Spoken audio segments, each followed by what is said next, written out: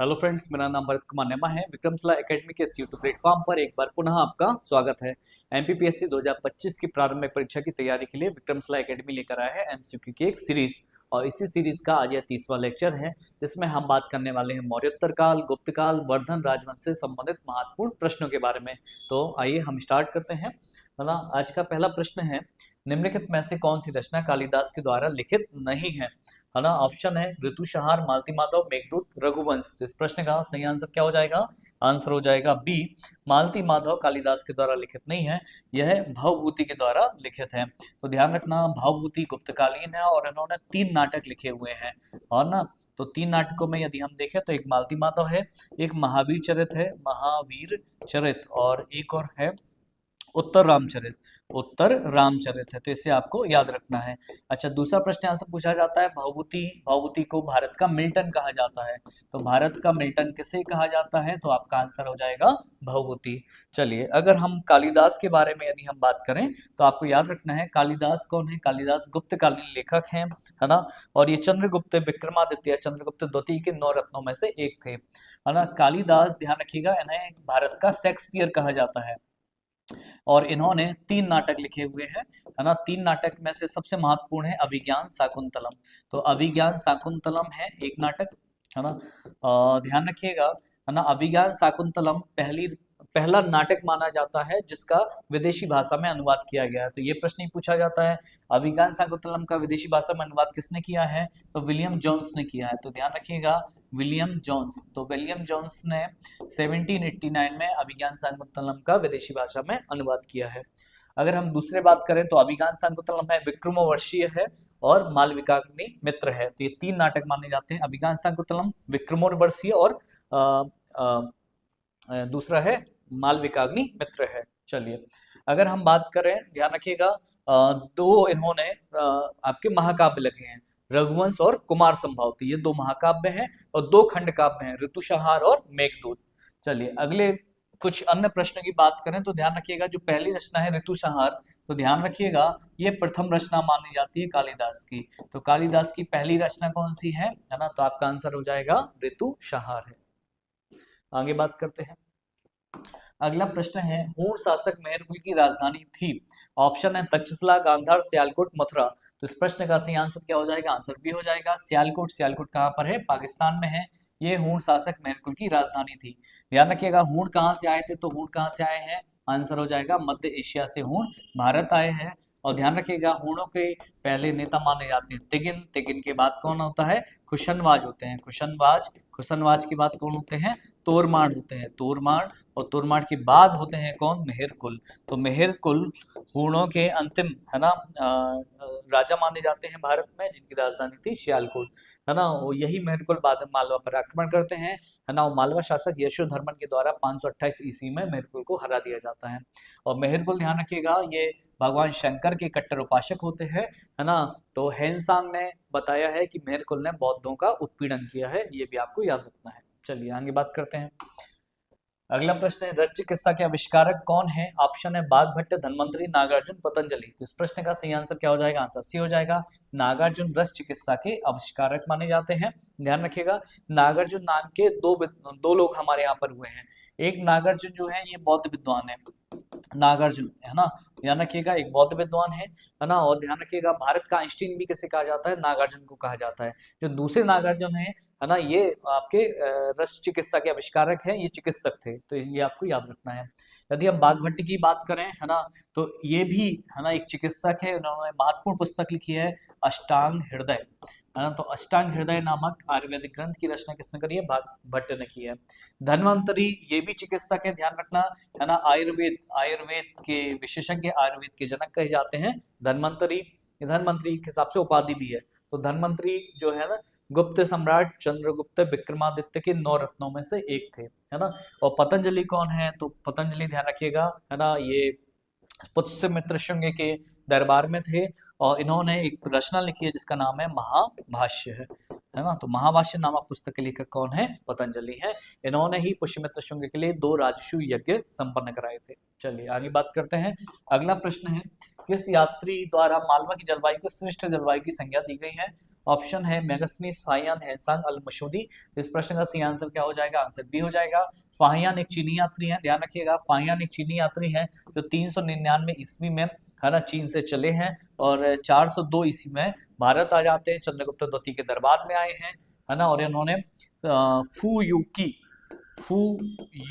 की नामक ग्रंथ की रचना की है और चंद्रगुप्त की बड़ी प्रशंसा की है, इसे आपको याद रखना है। और मालवा के लोगों को ईमानदार बताया है फाहियान ने, ठीक है। मेगास्थनीज की बात करें तो ध्यान रखिएगा सेल्यूकस निकेटर के राजदूत हैं और ये चंद्रगुप्त मौर्य के दरबार में आए हैं। इन्होंने एक पुस्तक लिखी है जिसका नाम क्या है? इंडिका। चलिए, हैंसांग की बात करें तो ये सम्राट हर्ष के दरबार में आए हैं, है ना, और 629 में चीन से चले हैं, 630 में भारत आए हैं। सबसे पहले भारतीय राजा कपिशा पहुंचे हैं, है ना, और हर्ष, उसके बाद फिर हर्षवर्धन के दरबार में आते हैं, असम के राजा भास्कर बर्मन के दरबार में भी जाते हैं और साथ ही साथ दक्षिण भारत में पल्लव राजा नरसिंह वर्मन प्रथम के दरबार में भी जाते हैं। इन्होंने सी यू की नामक ग्रंथ की रचना की है और नालंदा विश्वविद्यालय में अध्ययन करने के लिए आते हैं और ये बौद्ध धर्म की महायान शाखा से प्रभावित होते हैं। अल मसूदी कौन है? अल मसूदी एक अरबी यात्री है, ध्यान रखना, अरबी यात्री हैं, ये भारत में आते हैं, है ना, और भारत में ध्यान रखिएगा उस समय राष्ट्रकूटों का शासन होता है, तो राष्ट्रकूटों के समय, है ना, अल मसूदी भारत आते हैं। साथ ही साथ उत्तर भारत में गुर्जर प्रतिहार शासक मेहर भोज का शासन होता है, तो ध्यान रखिएगा एक प्रश्न पूछा जाता है मेहर भोज के बारे में भी अल मसूदी ने लिखा है ना, और प्रशंसा भी की है, आलोचना भी की है मेहर भोज की। और दक्षिण में हम देखें तो राष्ट्रकूटों के समय भारत आए हैं, तो ध्यान रखिएगा इन्होंने, अल मसूदी ने राष्ट्रकूट शासक अमोघवर्ष की बड़ी प्रशंसा की है। चलिए, तो मेहर भोज की आलोचना भी की है और प्रशंसा भी की है और राष्ट्रकूट शासक अमोघवर्ष की प्रशंसा की है। चलिए आगे बात करते हैं। अगला प्रश्न है गुणाढ्य किसके समकालीन माने जाते हैं? गौतमीपुत्र, शातकर्णी, पुष्यमित्र शुंग, राजा हाल, समुद्रगुप्त। तो इस प्रश्न का सही आंसर क्या हो जाएगा? आंसर सी हो जाएगा, राजा हाल के समकालीन है गुणाढ्य। राजा हाल कौन थे? तो सातवाहन वंश के राजा हैं, ध्यान रखिएगा, सातवाहन वंश के शासक हैं, है ना, और इसी के समकालीन थे गुणाढ्य। तो ध्यान रखिएगा गुणाढ्य जो है ना, इन्होंने एक रचना लिखी है बृहत कथा इसकी रचना की है। अच्छा, इससे मिलते जुलते कुछ और चीजें हैं, है ना, ध्यान रखिएगा। हरिशेन भी एक कवि हैं, हरिशेन, इन्होंने बृहत कथा कोश लिखी है, बृहत कथा कोश, तो ये भी एग्जाम में पूछी जा सकती है ना। और ध्यान रखिएगा गुणाढ्य की बृहत कथा पर ही आगे जाकर एक और महान लेखक हुए सोमदेव, है ना, इन्होंने एक रचना लिखी है, इसका नाम है कथा सरित सागर, है ना, तो ये भी आपसे पूछा जा सकता है। कथा सरित सागर की रचना किसने की है? सोमदेव ने की है। और ये जो रचना है ये किसके आधार पर लिखी गई? बृहत कथा, जिसके लेखक कौन है? गुणाढ्य, इनके आधार पर। एक और प्रश्न पूछा जाता है, जो गुणाढ्य ने बृहत कथा लिखी है वो किस भाषा में लिखी है? तो ध्यान रखिएगा पैसाची भाषा में ये रचना लिखी गई है। चलिए आगे बात करते हैं। अगला प्रश्न है, निम्नलिखित कथनों पर विचार कीजिए। स्टेटमेंट है, शक शासकों ने स्वयं को देवपुत्र कहा है ना, शक शासक स्वयं को क्षत्रप कहते थे, है ना। और तीसरा, भारतीय नाट्यकला में पर्दे का प्रचलन कुषाणों के द्वारा आरंभ किया गया है।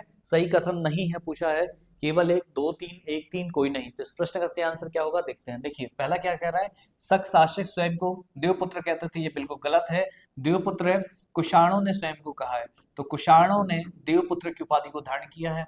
शक शासक स्वयं को क्षत्रप कहते थे, ये बिल्कुल सही बात है, शकों ने क्षत्रप की उपाधि को धारण किया है। और ध्यान रखना, शकों ने क्षत्रप की उपाधि को ईरान से लिया और फिर भारत में आके स्वयं को क्या कहा है? क्षत्रप कहा है, तो दूसरा सही है। भारतीय नाट्यकला में पर्दे का प्रचलन कुषाणों ने आरंभ किया, ये गलत हो जाएगा, हिंद यूनानियों ने, है ना, तो हिंद यूनानी या इनको हम क्या कहते हैं? यवन कहते हैं, इन्होंने पर्दे का प्रचलन आरंभ किया है ना। तो पूछा क्या है? सही कथन नहीं है, तो आंसर पहला और तीसरा आ जाएगा, है ना, तो पहला तीसरा सी आंसर हो जाएगा। चलिए आगे बात करते हैं।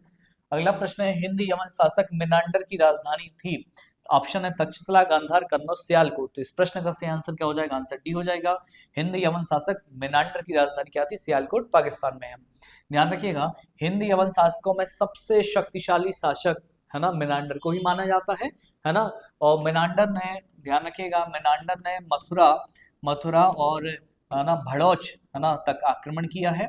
दूसरी बात आपको याद रखना है, मेनांडर बौद्ध धर्म का अनुयायी रहा है, बौद्ध धर्म में अपना लेता है और बौद्ध धर्म की इसे जो दीक्षा दी है ध्यान रखिएगा वो किस नदी है, नागसेन नदी है, नागसेन नदी है। अच्छा, यहाँ से एक और प्रश्न पूछा जाता है, मेनांडर और नागसेन के बीच में एक संवाद होता है ना, तो वो संवाद किस विषय पर हुआ है, तो आपका आंसर हो जाएगा अनात्मवाद पर। तो वो संवाद अनात्मवाद नामक विषय पर हुआ है, ये आपको याद रखना है। अच्छा, कुछ अन्य चीजों पर जाए तो तक्षशिला ध्यान रखना का विश्व का सबसे पुराना विश्वविद्यालय माना जाता है। 700 ईसा पूर्व में तक्षशिला की स्थापना हुई है, जो वर्तमान में कहाँ है, पाकिस्तान में है ना। कंधार ध्यान रखिएगा, कंधार घोड़ों के लिए बड़ा प्रसिद्ध रहा है ना। कन्नौज ये हर्ष की राजधानी रही है। चलिए, अगला प्रश्न है, ईसाई पादरी सेंट थॉमस किसके दरबार में आया है। ऑप्शन है हिंद यवन शासक, कुषाण शासकों, गुप्त शासकों, पहलव शासकों के समय, है ना। तो इस प्रश्न का सही आंसर क्या हो जाएगा, आंसर डी हो जाएगा। सेंट थॉमस, है ना, ये पहलव शासकों के समय भारत आए हैं। और पहलव शासक कौन थे उस समय, तो गोंडो फर्निस, गोंडो फर्निज, तो गोंडो फर्निज एक पहला शासक है ना। इनके समय सेंट थॉमस भारत आए हैं, ईसाई धर्म का प्रचार करने के लिए भारत आते हैं, है ना। पर ध्यान रखिएगा, है ना, जब वो दक्षिण भारत जाते हैं तो तमिलनाडु में सेंट थॉमस की हत्या हो जाती है। अच्छा, यहाँ से एक प्रश्न पूछा जाता है, ध्यान रखिएगा, भारत में ईसाई धर्म है ना प्रथम शताब्दी ईस्वी में आया है। चलिए आगे बात करते हैं। अगला प्रश्न है, शुंग वंश का अंतिम शासक कौन था, है ना। तो ध्यान रखिएगा, ऑप्शन है सुशर्मा, देवभूति, बृहदत्त, कोई नहीं। तो इस प्रश्न का सही आंसर क्या हो जाएगा, आंसर हो जाएगा बी, देवभूति शुंग वंश के अंतिम शासक हैं। यदि शुंगों की बात की जाए तो संस्थापक पुष्यमित्र शुंग हैं, पुष्यमित्र शुंग हैं। इन्होंने 2 अश्वमेध यज्ञ किए हैं, संस्कृत को राजभाषा का दर्जा दिया है। पुष्यमित्र शुंग के उत्तराधिकारी होते हैं अग्निमित्र हैं, फिर वज्रमित्र हैं, वसुज्येष्ठ हैं, वसुमित्र हैं, अंधरक है, पुलिंदक है, घोष है। अंतिम जो होते हैं वो कौन होते हैं, देवभूति। ध्यान रखिएगा, तो देवभूति की हत्या कौन करता है, वासुदेव करते हैं। तो देवभूति की हत्या वासुदेव करते हैं, और यहाँ से शुंग की जगह कौन सा वंश स्टार्ट होता है, कंड वंश स्टार्ट हो जाता है ना। तो वासुदेव कंड वंश के संस्थापक हैं। कंड वंश में वासुदेव, भूमि मित्र, फिर नारायण, फिर सुशर्मा आते हैं। तो इस वंश का अंतिम राजा कौन सा रहता है, कंड वंश का अंतिम राजा कौन है, सुशर्मा, है ना। ध्यान रखिएगा, बाद में सुशर्मा की भी हत्या हो जाती है। इसकी हत्या कौन करते हैं, शिमुख करते हैं, है ना। तो यहाँ से फिर कंड वंश के स्थान पर सातवाहन वंश भारत में प्रारंभ हो जाता है, जिसके संस्थापक कौन है, शिमुख है। चलिए आगे बात करते हैं। बृहदत्त कौन थे, है ना। तो ध्यान रखिएगा, ये मौर्य वंश के अंतिम राजा हैं। तो मौर्य वंश के अंतिम शासक कौन है, बृहदत्त है। इसे आपको याद रखना है। अगला प्रश्न है, धर्मीय की उपाधि किस वंश के शासकों ने धारण की है, महत्वपूर्ण है। ऑप्शन है शुंग वंश, पहला वंश, गुप्त वंश, हूण शासक, है ना। तो इस प्रश्न का सही आंसर क्या हो जाएगा, आंसर हो जाएगा बी। ध्यान रखिएगा, पहला शासकों के द्वारा धर्मी की उपाधि को धारण किया गया है। अगर हम बात करें, ध्यान रखिएगा, मौर्योत्तर काल की यदि हम बात करें, मौर्योत्तर काल मतलब मौर्य के बाद का टाइम पीरियड है, पोस्ट मौर्य पीरियड। तो इसमें हमें 3 भारतीय राजवंश दिखाई देते हैं, शुंग, कंड और सातवाहन, सातवाहन, है ना। तो इन तीनों भारतीय राजवंश को ब्राह्मण राजवंश कहा गया है। ध्यान रखिएगा, ब्राह्मण राजवंश कहा गया है। और दूसरी तरफ, है ना, विदेशी आक्रमणकारी राज करते हैं। तो सबसे पहले कौन आते हैं, हिंद यूनानी आते हैं, जिनको हम यवन कहते हैं, है ना। उसके बाद शक आते हैं, उसके बाद पहलव आते हैं, और पहलव के बाद कुषाण आते हैं, कुषाण आते हैं। ये भी आपको याद रखना है। तो ध्यान रखिएगा, शकों ने क्षत्रप की उपाधि धारण की है, पहलव शासकों ने धर्मीय की उपाधि धारण की है, और कुषाणों ने देवपुत्र की उपाधि धारण की है। ये भी एग्जाम में पूछा जा सकता है। अगला प्रश्न है, जजमानी व्यवस्था का प्रारंभ किसके समय हुआ है। ऑप्शन है कुषाण वंश, मौर्य वंश, गुप्त वंश, राजपूत काल। इस प्रश्न का सही आंसर क्या हो जाएगा, आंसर सी हो जाएगा। जजमानी व्यवस्था का प्रारंभ गुप्त काल में हुआ है ना। जजमानी का मतलब क्या होता है, आत्मनिर्भर ग्रामीण अर्थव्यवस्था। तो ध्यान रखिएगा, आत्मनिर्भर ग्रामीण अर्थव्यवस्था, है ना, की शुरुआत कहाँ होती है, हमें गुप्त काल में दिखाई देती है। बाकी गुप्त काल को में कई सारे अन्य चीजें हुई हैं। गुप्त काल को ही भारतीय इतिहास का स्वर्ण काल कहा जाता है, इसे आपको याद रखना है। चलिए आगे बात करते हैं। अगला प्रश्न है, डेमेट्रियस वंश की राजधानी थी। ऑप्शन है कंधार, शाकल, तक्षशिला, कोई नहीं। तो इस प्रश्न का सही आंसर क्या हो जाएगा, आंसर हो जाएगा बी हो जाएगा, शाकल को ही सियालकोट कहा जाता है। ध्यान रखिएगा, तो सियालकोट भी ऑप्शन में हो सकता है ना। तो जो कहाँ पर है, पाकिस्तान में है। तो डेमेट्रियस वंश की राजधानी क्या है, शाकल या सियालकोट है। ध्यान रखिएगा, जो हिंद यूनानी या जिनको हम बार बार कह रहे हैं, यवन कह रहे हैं, तो इनकी 2 शाखाओं ने भारत पर, है ना, आक्रमण किया है। तो जो पहली शाखा है उसका नाम है डेमेट्रियस। तो पहली शाखा कौन सी है? डेमेट्रियस है, और दूसरी शाखा कौन सी है? यूक्रेटाइड्स है ना, यूक्रेटाइड्स है। तो इसी डेमेट्रियस की बात कर रही है। तो डेमेट्रियस वंश है ना की राजधानी जो रही है वो आपकी क्या रही है? साकल रही है। और यदि यूक्रेटाइड्स वंश की बात करें तो इनकी राजधानी हमारे यहाँ क्या पर रही है? तक्षशिला रही है, ध्यान रखिएगा। जो हमने मिनांडर की बात करी है वो डेमेट्रियस वंश से संबंधित था। चलिए आगे बात करते हैं। अगला प्रश्न है, निम्नलिखित में से कौन से शासक शुंग वंश से संबंधित हैं? ऑप्शन है अग्निमित्र, मिनांडर, देवराज और नारायण, है ना। तो इस प्रश्न का सही आंसर क्या हो जाएगा? है ना, आंसर हो जाएगा ए, अग्निमित्र, है ना।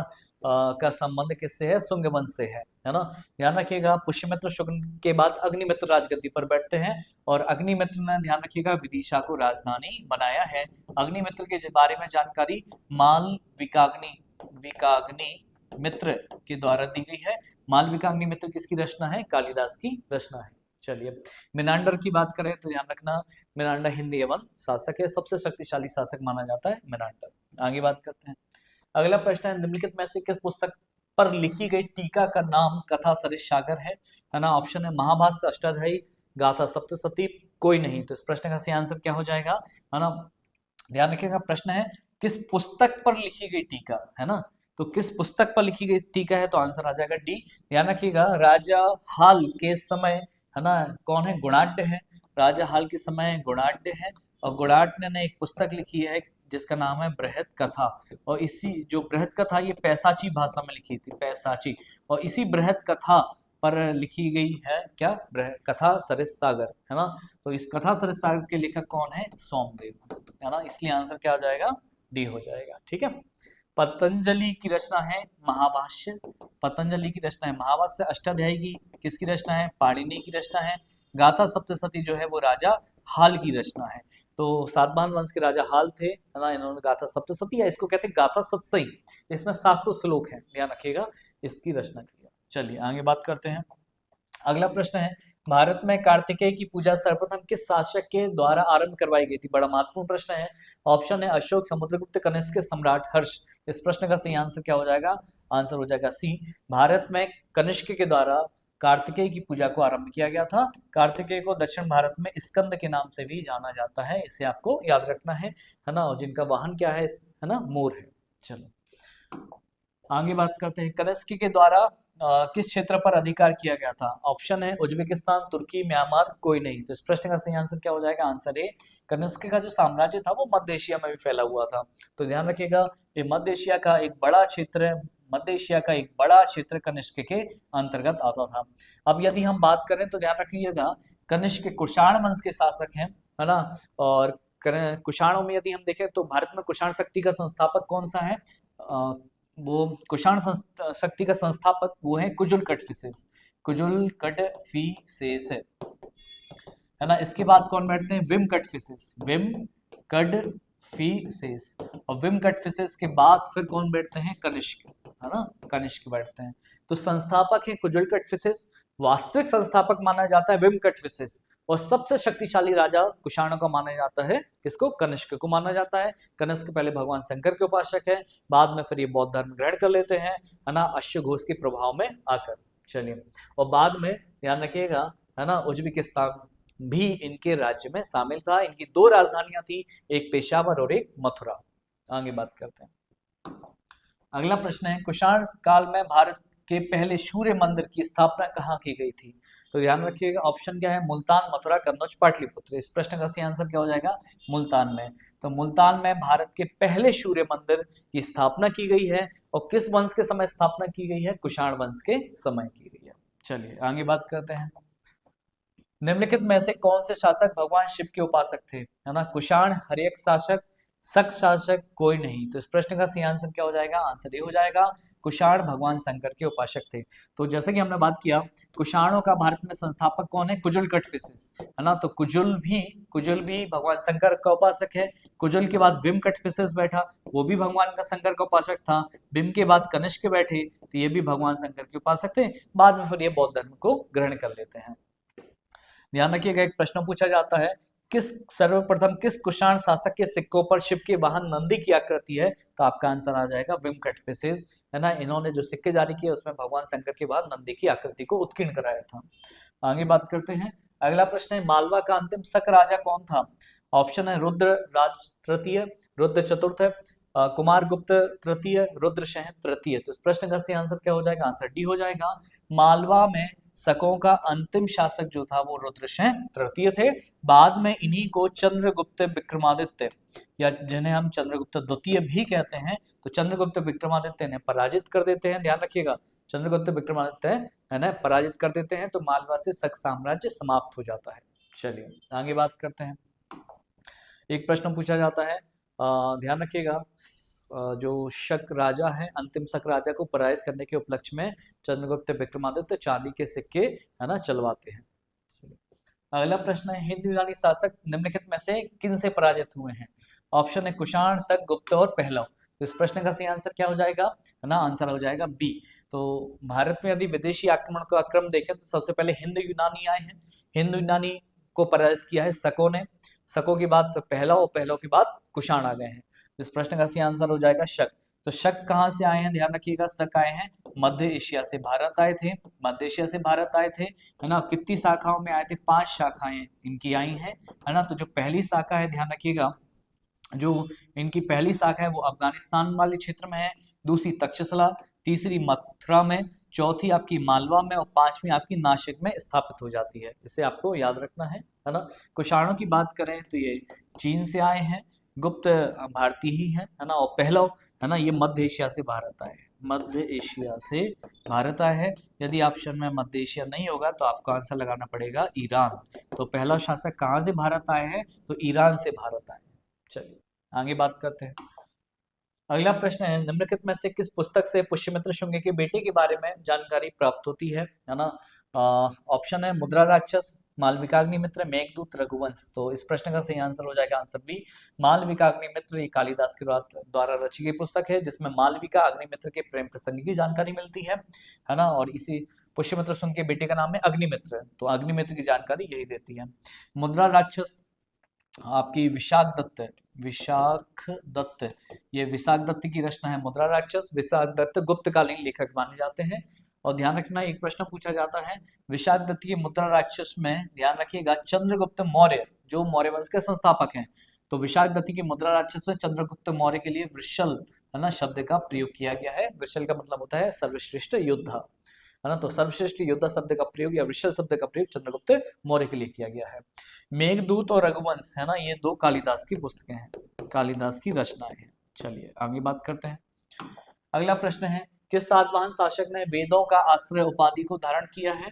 ऑप्शन है सातकर्णी प्रथम, सातकर्णी द्वितीय, गौतमीपुत्र सातकर्णी, कोई नहीं। इस प्रश्न का सही आंसर क्या हो जाएगा? आंसर हो जाएगा सी, गौतमीपुत्र सातकर्णी, जो सातवाहन वंश के सबसे शक्तिशाली राजा थे। सातवाहन वंश का सबसे ज्यादा विस्तार इन्हीं के समय हुआ है ना। तो इन्होंने वेदों का आश्रय उपाधि को धारण किया है ना। साथ ही साथ ध्यान रखिएगा, इन्होंने त्रिसमुद्र, तोय, पीत, वाहन, है ना, मतलब ऐसे शासक जिनके घोड़ों ने तीनों समुद्रों का पानी पिया है ना। तो ये उपाधि भी गौतमीपुत्र सातकर्णी ने धारण किया है। और यहाँ से एक प्रश्न और पूछा जाता है, चतुवर्ण व्यवस्था को पुनः शुरू करने का श्रेय किसको जाता है? तो गौतमीपुत्र सातकर्णी को जाता है। चलिए, अगर कुछ अन्य विकल्पों से संबंधित प्रश्नों की बात करें तो आपको याद रखना है, ध्यान रखिएगा, है ना। यदि सातवाहन वंश की बात करें तो सातवाहन वंश के संस्थापक कौन थे, है ना, संस्थापक कौन थे? सिमुक। और यदि हम बात करते हैं सातवाहन वंश के रियल फाउंडर, वास्तविक संस्थापक कौन है, तो सातकर्णी प्रथम सातवाहन वंश के वास्तविक संस्थापक हैं। और इनसे संबंधित एक अभिलेख है जिसको हम कहते हैं नानाघाट अभिलेख। और नानाघाट अभिलेख कहाँ है? महाराष्ट्र में है। और इसी अभिलेख से हमें ब्राह्मणों को भूमि अनुदान में देने की प्रथा का पता चलता है। अच्छा, सातकर्णी द्वितीय, है ना, ध्यान रखिएगा, इनका नाम हाथी गुफा अभिलेख में आया है। हाथी गुफा अभिलेख जो कलिंग राजा खारवेल के द्वारा लिखवाया गया था, है ना, उसमें सातकर्णी द्वितीय का नाम है। गौतमीपुत्र सातकर्णी से संबंधित जानकारी देने वाला अभिलेख कौन सा है? नासिक अभिलेख है, नासिक अभिलेख, है ना। और ये नासिक अभिलेख की रचना किसने करी है? तो इनकी माता थी बालश्री सातकर्णी। तो बालश्री सातकर्णी के द्वारा नासिक अभिलेख उत्कीर्ण कराया गया था। अगला प्रश्न है, भरूच का स्तूप की खोज किसने की है? ऑप्शन है William Jones, captain Hawkins, Max Muller, Alexander Cunningham. तो इस प्रश्न का सही आंसर क्या हो जाएगा? आंसर डी हो जाएगा। अलेक्जेंडर कनिंघम ने 1873 में भरूच स्तूप की खोज की है। भरूच स्तूप का निर्माण, ध्यान रखिएगा, पुष्यमित्र के शासनकाल में हुआ है ना।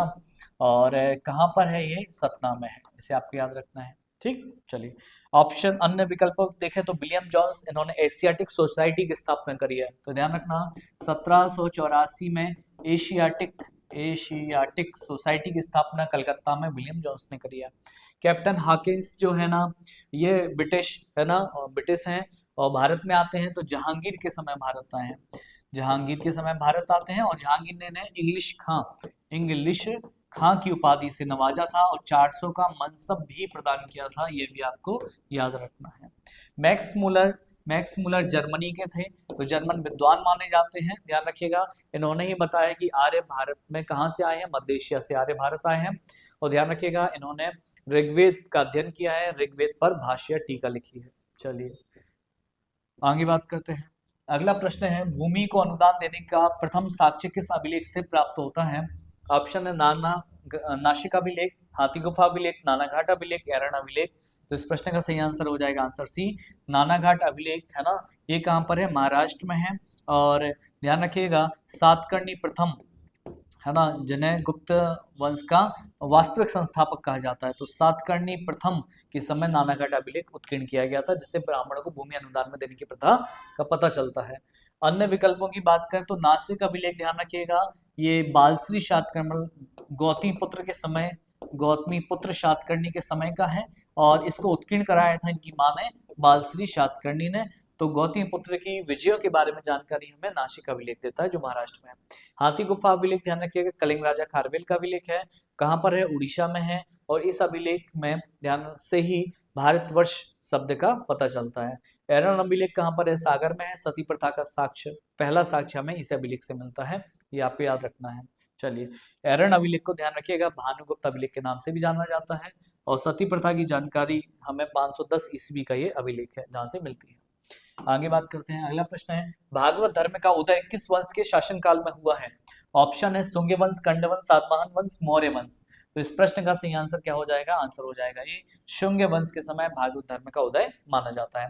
वैसे तो भागवत धर्म का उदय 6वीं शताब्दी ईसा पूर्व में माना जाता है, पर शुंगों के समय, है ना, भागवत धर्म का एक अभूतपूर्व प्रचार हमें देखने को मिलता है, इसे आपको याद रखना है। ध्यान रखिएगा, भागवत धर्म की जानकारी देने वाला विदेशी राजदूत कौन था? तो हेलियोडोरस था। हेलियोडोरस था, है ना। और ये शुंग शासक भागवत के दरबार में आता है, भागवत के दरबार में आता है। विदिशा, भागवत की उस समय राजधानी क्या थी? विदिशा थी, है ना। तो विदिशा आता है और विदिशा में फिर भागवत धर्म को ग्रहण करता है और भागवत धर्म के सम्मान में विदिशा में ही गरुण, है ना, स्तंभ लेख को स्थापित करता है, ये आपको याद रखना है। ध्यान रखना, इस गरुड़ स्तंभ लेख को बेसनगर स्तंभ लेख भी कहा जाता है, बेसनगर स्तंभ लेख भी कहा जाता है, ये भी आपसे पूछा जा सकता है। चलिए आगे बात करते हैं। अगला प्रश्न है, कंड वंश से संबंधित शासक नहीं है। ऑप्शन है भूमिमित्र, नारायण, भागवत, वासुदेव। तो ध्यान रखिएगा, कंड वंश का शासक नहीं है, भागवत नहीं होगा, आंसर सी नहीं होगा। भागवत जो है ना, ये शुंग वंश के शासक हैं, है ना।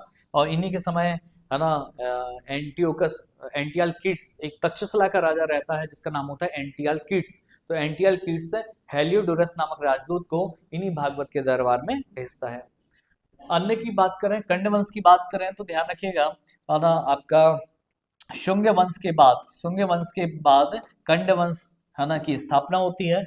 और कंड वंश के समय 4 शासक हुए हैं, तो इसके संस्थापक माने जाते हैं वासुदेव के बाद फिर भूमिमित्र राजगद्दी पर बैठे, भूमिमित्र के बाद नारायण राजगद्दी पर बैठे, और नारायण के बाद सुशर्मा राजगद्दी पर बैठे हैं, है ना, सुशर्मा राजगद्दी पर बैठे हैं। चलिए, और कंड वंश की राजधानी क्या रही है? पाटलिपुत्र। आगे बात करते हैं, किस राजवंश के द्वारा शीशे के सिक्कों को प्रचलित करवाया गया है? ऑप्शन है सातवाहन, शुंग, मौर्य, हर्यक वंश। तो इस प्रश्न का सही आंसर क्या हो जाएगा?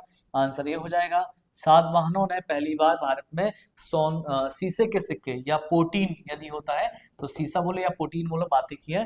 तो पोटीन या शीशे के सिक्के सातवाहनों ने चलवाए हैं। ध्यान रखिएगा, ध्यान रखिएगा, सातवाहनों का राज्य जो था वो महाराष्ट्र वाले क्षेत्र में था। इनकी राजधानी क्या थी? प्रतिष्ठान थी। तो प्रतिष्ठान इनकी राजधानी रही है ना। अमरावती भी इनकी राजधानी रही है। एक प्रश्न पूछा जाता है, ध्यान रखिएगा, सातवाहनों ने उत्तर भारत और दक्षिण भारत के बीच में सेतु या ब्रिज का कार्य किया है। सातवाहन समाज कैसा था? मात्र सत्तात्मक समाज था। इनकी राजकीय भाषा क्या थी? प्राकृत थी। चलिए आगे बात करते हैं।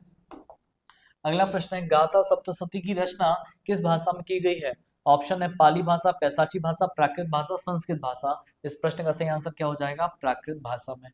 अच्छा, गाथा सप्तशती को ध्यान रखिएगा, गाथा सतसई भी कहा जाता है, सतसई, है ना। और इस रचना में 700 श्लोक है, ध्यान रखिएगा 700 श्लोक है। और इसके रचनाकार कौन है? राजा हाल है, राजा हाल। और इनका संबंध किस वंश से है? सातवाहन वंश से रहा है, इसे आपको याद रखना है। चलिए आगे बात करते हैं। अगला प्रश्न है, बौद्ध धर्म की 5वीं संगति का आयोजन किस जगह पर हुआ है?